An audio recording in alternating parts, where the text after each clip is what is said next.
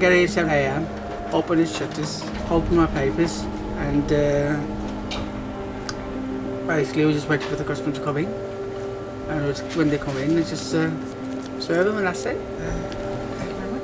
Thank you. My name's Satnam Sanghera. I'm the author of a new novel called Marriage Material.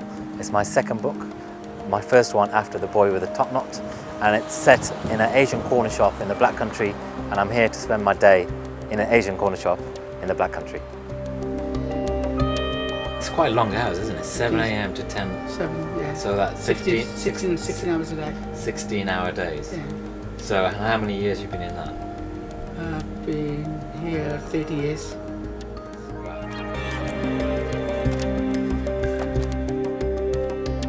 Marriage Material was in part inspired by Arnold Bennett's novel, The Old Wives' Tale.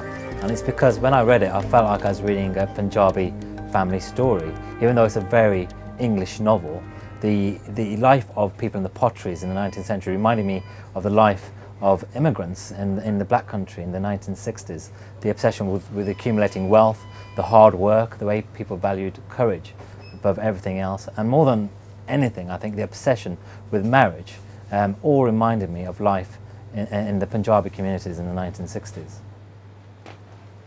Do you take holidays? Yes, I do, yeah. How many weeks? Probably have about a week off. 1 week off? Yeah. So I worked in several corner shops when I was researching the book, and I learned bits and pieces about the Asian independent retail trade. You sell loads of sweets, don't you? I sell a lot of sweets. Now the fags are interesting because they're very expensive, and people assume that Asian corner shop owners make loads of money from them. But I think they have a margin of what, 4%? Yeah, 4%. So then you make 20 pence per packet, which is nothing at all.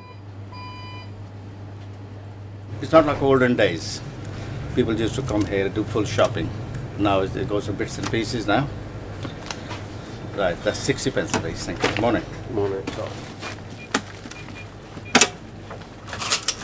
40 pence. Thank you very much. Cheers. Thanks a lot. Yeah, what kind of things do people buy here then? We sell a bit of everything. Young chaps living their own, and instead they're buying packet of sausage or another beans, and just everything in one tin, and they just put it in the pan, and that's it. You warm it up, and that's got a breakfast. Chicken pakora. This guy, he's an English chap who makes these, and they're putting a new factory 2 weeks' time, and they're doing very well. I think the story of this particular shop says a lot about what's happened to the Asian community in Britain, in that these brothers bought the shop in the early 80s and did very well, and bought a lot of property using the earnings they made. But their children have become educated and they don't want to go into the business. And it shows you on how in some ways the Asian community has progressed, but also how maybe they've lost a few things as well. I've got it.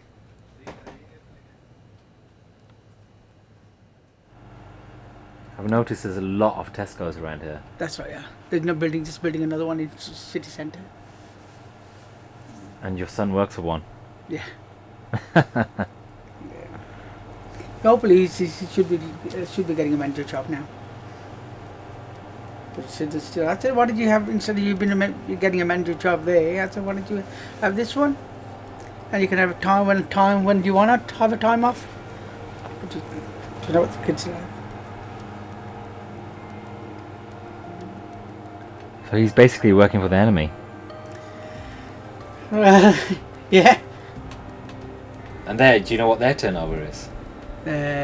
He was saying 65 to 80,000 pound a week.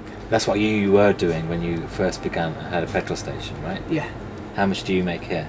Turnover, I do 13. 13.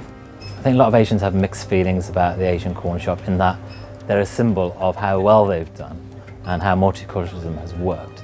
But also, for them, they represent really long hours, hard work, and a lot of Asians only went into these kind of businesses because they couldn't get employment in conventional work. And in a way, these shops are a symptom of the racism they had to endure in the 60s and the 70s. Some people might say that's a bit too much work. How do you mean? Like working 16 hours a day, 7 days a week? 7 days a week, yeah. I'll probably do bad. 1 week holiday a year. Yeah. But I'll just keep myself occupied really than sitting at home. You know, some people might say that's not a great life. It is not. It's hard actually. We're thinking about leasing the business out again actually.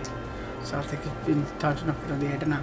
Oh, really? So how old are you now? My birthday was 57, All right. 58 now. 58 now. So how will you decide when to give up? Actually, my brother, he was just thinking about retiring anyway. He's 65, Right. and this is what we do. We lease the business out and we both retire at the same time. Yeah.